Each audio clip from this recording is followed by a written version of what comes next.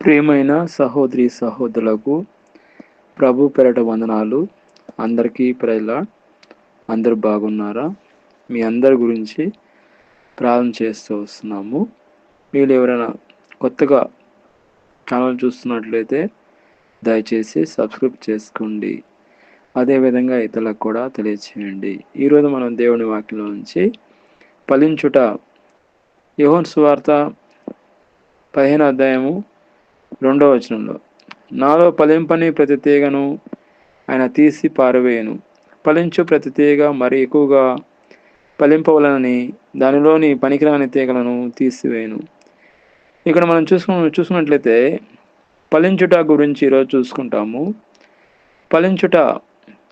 ఫలించుట అనేది ఇంపార్టెంట్ అండి. ఒక విద్యార్థి 10th క్లాస్ నుంచి ఇంటర్మీడియట్కి పోవాలంటే 10th క్లాసు ఖచ్చితంగా పాస్ అయి ఉండాలి. అప్పుడే ఇంటర్మీడియట్కి వెళ్ళడానికి ఆయనకు అవకాశం ఉంది. అదేవిధంగా మనం చూసుకున్నట్టయితే మనము మన జీవితం అనేది దేవుడికి ఫలింప చేయాలి. ఫలింప చేసే విధంగా మనం ఉండాలి.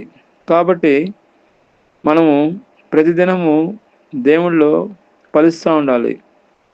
ఇక్కడ మనం చూసుకున్నట్లయితే యోహాను సువార్త 15వ అధ్యాయం 2వ వచనంలో, నాలో ఫలింపని ప్రతి తీగను ఆయన తీసి పారవేయను, ఫలించు ప్రతి తీగ మరి ఎక్కువగా ఫలింపాలని దానిలోని పనికిరాని తీగలను తీసివేయను. ఇక్కడ చూసినట్టయితే యేసులో ఉండి ఫలింపని కొమ్మలను ఆయన తీసివేస్తాడు, కానీ ఫలించే కొమ్మలను మరి ఎక్కువగా ఫలించేలా ఆయన కత్తిరిస్తాడు. ఇది యేసు సంబంధాన్ని కలిగి ఉంది. ఆధ్యాత్మిక ఫలాలు మంచి పనులను, ఆత్మ ఫలాలను సూచిస్తుంది. ఇక్కడ చూసినట్టయితే దేవుడు సరి చేస్తాడు, తీసివేస్తాడు లేదా శిక్షిస్తాడని అర్థం చెప్పవచ్చు. ఫలింపని తీగ యేసుతో సంబంధం ఉన్నట్టు కనిపించిన ఫలాలు ఇవ్వని వ్యక్తి. కత్తిరించడం అంటే ఫలించే కొమ్మలను శుద్ధి చేసి వాటిని మరింత ఫలభరితంగా చేయడానికి దేవుడు చేసే ప్రక్రియ. దేవుడితో నిజమైన సంబంధం ఉండి ఫలాలు ఇవ్వడం ఎంతో ముఖ్యము నొక్కి చెప్తుంది. ఇక్కడ నేను ముందుగానే చెప్పాను కదా మీకు, ఇక్కడ ఏం చెప్తుందంటే దేవుళ్ళో మనం ఫలించాలి. దేవుడు అదే కోరుకుంటున్నాడు. మంచి 10th క్లాస్ విద్యార్థి ఇంటర్మీడియట్ వెళ్ళడానికి పాస్ అయి ఉండాలి, మంచి పర్సంటేజ్ వచ్చి ఉండాలి. మంచి పర్సంటేజ్ కావాలని అందరూ కోరుకుంటారు ఆయన్ని. అదేవిధంగా దేవుడు కూడా మనం ఫలించాలని దేవుడు కోరుకుంటున్నాడు, మంచిగా ఫలించాలని దేవుడు కోరుకుంటున్నాడు. మనం చూసుకుంటే ఈ లోకంలో చెట్లు చూసినట్లయితే అనేకమైన చెట్లు మనకు కనబడతాయి. మంచి చెట్లు కనబడతాయి, కొన్ని చెడు చెట్లు కనబడతాయి. ఆటోమేటిక్గా కొన్ని చెట్లు మొలుస్తూ ఉంటాయి, పిచ్చి చెట్లు మొలుస్తూ ఉంటాయి. అవి వాటికి నీరు కూడా పోయాల్సిన అవసరం లేదండి, అవి ఆటోమేటిక్గా వస్తూ ఉంటాయి. కానీ మంచి చెట్లకు మాత్రం మనం ఏం చేయాలి? వాటికి నీళ్లు పోయాలి, వాటిని భద్రంగా వాటిని కాస్తూ ఉండాలి. వాటికి ఏం అపాయం లేకుండా వస్తూ ఉంటాయి కదా పశువులు, అవి వచ్చి తినేస్తాయి. వాటిని ఏం రాకుండా చేయాలి మనం. కాబట్టి ఇక్కడ చూసినట్టు మంచి చెట్లు ఉన్నాయి, చెడు చెట్లు ఉన్నాయి. మంచి చెట్లు మంచి ఫలాలు కాస్తాయి, చెడు చెట్లు చెడు ఫలాలు కాస్తాయి. మనం చూసినట్టయితే మత్తయి రాసిన సువార్త 7వ అధ్యాయము 16 నుంచి 20 వచనాలు నేను చూస్తాను. ఇక్కడ చూసినట్టయితే వారి ఫలం వలన మీరు వారిని తెలుసుకుందరు. ఇక్కడ మనం చూసుకుంటే వారి ఫలం వలన మీరు వారిని తెలుసుకుందరు అని దేవుడు వాక్యం ఉంది. ఇప్పుడు మనం మనుషులను చూసినట్లయితే ఎవరు కుర్రోలో ఎవరు మన ముసలిలో తెలుసుకోలేకపోతున్నాం అండి. ఏజ్లో అంతా మేకప్ చేస్తున్నారండి. అదేవిధంగా ఏది ఒరిజినల్లో ఏది డూప్లికేట్ కూడా మనం తెలుసుకోలేకపోతున్నాం. ఆ విధంగా అన్నీ అట్లా ఉన్నాయి. ఒరిజినల్ అనేది డూప్లికేట్ లా ఉంది, డూప్లికేట్ ఒరిజినల్ లా ఉందండి ఈ కాలంలో. మనం చూసినట్టయితే ఇప్పుడు ఏది ఒరిజినల్ తెలుసుకోలేకపోతున్నాము, ఏది డూప్లికేట్ అనేది తెలుసుకోలేకపోతున్నాం అండి. మనం దూరం నుంచి చూస్తుంటే ఒరిజినాలిటీకి డూప్లికేట్ తేడా ఏంది? రెండు ఒకటిగానే ఉంటున్నాయండి. కాబట్టి మనం చూసుకున్నట్లయితే మనము వారి పొలం వలన వాళ్ళని తెలుసుకుంటా ఉంటున్నాడు దేవుడు. ఇక్కడ మనం వాక్యం చూసినట్లయితే మత్తయి రాసిన సువార్త 7వ అధ్యాయము 16-20 వచనాల్లో ప్రజలను వారి ఫలములను బట్టి గుర్తించవచ్చు. మంచి చెట్టు మంచి ఫలమును, చెడ్డ చెట్టు చెడ్డ ఫలం ఇస్తుంది. మంచి ఫలము మంచి చెట్టే ఇస్తుందండి, చెడ్డ ఫలం చెట్టు ఫలం ఇస్తుంది. కాబట్టి మంచి చెట్టు చెడు ఫలాలు ఇవ్వదు, కరెక్ట్. అదేవిధంగా అలాగే చెడ్డ చెట్టు మంచి ఫలాలు ఇవ్వలేదు. మంచి ఫలాలు ఇవ్వని ప్రతి చెట్టును నరికి అగ్నిలో వేడిపడుతుంది. కాబట్టి వారి ఫలాలు వాటిని బట్టి మీరు వాటిని గుర్తిస్తారు. మనము ఈ లోకంలో ఉన్నాం కాబట్టి మనుషులు రకరకాలుగా ఉన్నారండి.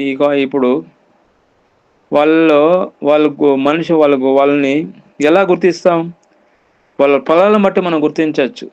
వాళ్ళు చెప్తారు, చెప్పేది ఒకటి చేసేది ఒకటి అండి. కానీ ఇక్కడ దేవుడు వాక్యాలను చూసినట్టయితే వారి ఫలాల వల్ల వారిని మనం తెలుసుకోవచ్చు. చెట్లు కూడా ఉన్నాయి. చెట్లు 2 రకాలు ఉన్నాయండి. మంచి చెట్లు ఉన్నాయి, రెండవది చెడ్డ చెట్లు ఉన్నాయి. మంచి చెట్టు మంచి ఫలాలే ఇస్తుంది, చెడ్డ చెట్టు చెడ్డ ఫలాలే ఇస్తుంది. కాబట్టి మన ఫలాల వల్ల వాటిని ఈజీగా గుర్తుపట్టచ్చు. అదేవిధంగా అరటిపండు చూసినట్టయితే అరటిపండు తోట వేసిన వాళ్ళు మంచి ఫలాలు కాయలని వాళ్ళు ఆశిస్తారు. అదేవిధంగా దేవుడు మన పట్ల ఆయన యొక్క ప్రణాళిక, ఆయన ఉద్దేశం ఏంటంటే మంచిగా ఫలించాలని ఆయన ఆశిస్తున్నాడు. ఇప్పుడు చూసినట్టయితే ఆదికాండము 1వ అధ్యాయము 28వ వచనంలో దేవుడు వారిని ఆశ్రయించి మీరు ఫలించి అభివృద్ధి పొంది భూమిని నింపి దానిని లోబరుచుకొనుడి అని అన్నారు. దేవుడు వారిని అనగా ఎవరిని అనగా ఆదాము అవ్వను. ఆదికాండం 1వ అధ్యాయం 28వ వచనాలు మరొకసారి చదువుతాను చూడండి. దేవుడు వారిని ఆశ్రయించి మీరు ఫలించి అభివృద్ధి పొంది భూమిని నింపి దానిని లోబరుచుకుని అంటున్నాడు. ఇక్కడ లోబరుచుకోవడం అంటే సముద్రపు చేపలను, ఆకాశ పక్షులను, భూమి మీద ప్రాకు ప్రతి జీవిని ఎలమని చెప్తున్నాడు దేవుడు. కాబట్టి దేవుడు మనిషిని చాలా ఉన్నతంగా చేశాడండి. ఈ సృష్టిలో మనిషి అంటే దేవుడు మొట్టమొదటిగా ఎంతో స్థానం ఇచ్చినట్టు మనం చూస్తున్నాము. మనము ఇప్పుడు అన్నీ కూడా హైబ్రిడ్గా అయిపోయినాయి. అన్ని చెట్లన్నీ కూడా మాడి చెట్టు ఒక సంవత్సరానికి కూడా కాస్తుందండి. ఇప్పుడు హైబ్రిడ్ అయిపోయే చెట్లన్నీ కూడా మనం ఏం చేస్తున్నాం? ఇప్పుడు మనం చెట్లు తీసుకున్నప్పుడు హైబ్రిడ్ చెట్లను అడుగుతున్నాం. హైబ్రిడ్ అంటే ఒక 3 ఇయర్స్కే చెట్లు కాసేస్తున్నాయండి. అదేవిధంగా సపోటా చెట్టు కూడా మనం ఏం చేస్తున్నాం? సపోటా చెట్టుని పాల సపోటాకి యాడ్ చేస్తారు వాళ్ళు. అప్పుడు కాసేది ఏంటంటే పాల సపోటాగా కాస్తున్నాం. పాల సపోటా చాలా టేస్ట్గా ఉంటుంది. అదేవిధంగా మనం యేసుక్రీస్తు ప్రభువులో ఎప్పుడైతే అంటు కట్టుకొని ఉంటామో మనం కూడా బహుగా ఫలిస్తామండి. దానికి వివరించలేం. మనం పైన చూసినట్టయితే సపోటా ఎట్లాగా పాల సపోటాగా ఎట్లయితే అది మిక్స్ అవుతుందో, అంటు కట్టుకొని ఉంటుందో, అదేవిధంగా మన జీవితంలో కూడా యేసుక్రీస్తు ప్రభుతో అంటు కట్టుకొని ఉంటే మనము బహుగా ఫలిస్తాం. అదేవిధంగా యోహాను సువార్త 15వ అధ్యాయం 5వ వచనంలో చూసినట్టయితే నేనే ద్రాక్షవల్లిని, మీరు తీగలు. ఒక్కడు నా యందు నిలిచి ఉండు వాడును, నేను అతని యందు నిలిచి ఉండు వాడును ఫలించును. నాకు విడిగా మీరేమీ చేయలేరంటున్నాడు దేవుడు. కాబట్టి దేవుళ్ళో ఉంటేనే మనం ఫలిస్తామండి. దేవుడికి వేరుగా ఉండి మనం ఏమీ చేయలేమండి. 100% కరెక్ట్ అండి. ఇది మాత్రం దేవుళ్ళో ఉంటేనే మనం బహుగా ఉన్నతంగా ఫలిస్తాం. దేవుడికి వేరుగా ఉండి మీరేం కూడా చేయలేరు. అదేవిధంగా గలతీయులకు రాసిన పత్రిక 6వ అధ్యాయము 7-8 మోసపోకుడి, దేవుడు వికిరింపబడడు. మనుషుడు ఏ విత్తునో అదే పంట కోయును. తన శరీరానుసారంగా విత్తువాడు శరీరం క్షయితను, ఆత్మను బట్టి విత్తువాడు ఆత్మను బట్టి నిత్యదేవును కోయును. దీని అర్థము మనం చేసే పనులు ఫలితాలను తప్పక అనుభవిస్తాం. శరీర కోరికలను కోసం జీవిస్తే నాశనం, ఆత్మను బట్టి దేవుడి కొరకు జీవిస్తే నిత్య జీవం. ఇక్కడ మన శరీరంలో 3 భాగాలు ఉన్నాయండి. ఆత్మ, శరీరము, మనసు. ఆత్మ, శరీరము, మనసు 3 ఉంటాయి. ఈ మనసు అనేది మధ్యలో ఉంటుందండి. శరీరానికి మనసు ఆత్మకు మధ్యలో ఉంటాయి. ఫర్ ఎగ్జాంపుల్ మనం ఇప్పుడు భోజనం చేస్తున్నాము. భోజనం ఫుల్ అయిపోయిందని మనకు మనసు అనేది చెప్తుందండి, ఇంక వద్దు, ఇంకా తినద్దు అని అంటుంది మనసు అనేది. అదేవిధంగా ఆత్మ అనేది మనము ఆత్మ, మనసు, శరీరం మనం 3 విషయాలు చూసుకుంటున్నాము. ఇక్కడ శరీరానుసారంగా ప్రవచించిన ఎడల నాశనం, మరణానికి తావుతీస్తుంది. ఆత్మానుసారంగా ప్రవచించిన నిత్య జీవం మనం పొందుకుంటాం. అదేవిధంగా మనం చూసుకుంటే వాక్యంలో ఇంకా వివరంగా తెలియజేయాలంటే ఇక్కడ మనం కొన్ని చూసుకుంటాము. ఆత్మానుసారంగా, శరీరానుసారంగా మనం చూసుకున్నట్టయితే శరీరానుసారంగా చూసుకుంటాం. మొట్టమొదటిగా శరీరానుసారంగా విత్తువాడు శరీరం నుండి క్షయతను మనం చూస్తాము.